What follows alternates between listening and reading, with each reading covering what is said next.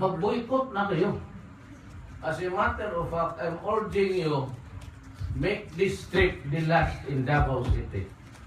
Huwag kayong pumunta, and that is my, make it the first time in the history of this republic.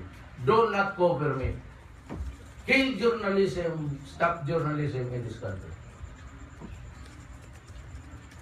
If you are worth your salt, you should accept the challenge.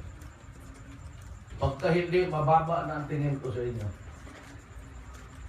Para kayong takot. That is the threat. Put ina. Sinabi ko na sa mga ugok. Put ina. I can lose the presidency.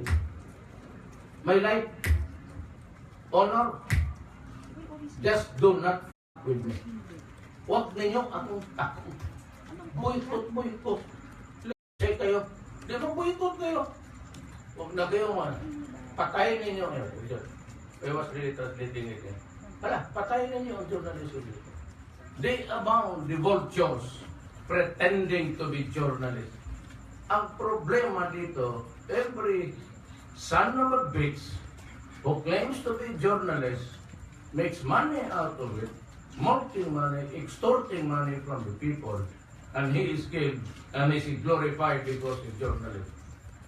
Magpragtahan na tayo. It's better to tell the truth and agree on the truth rather than play bullshit with journalism.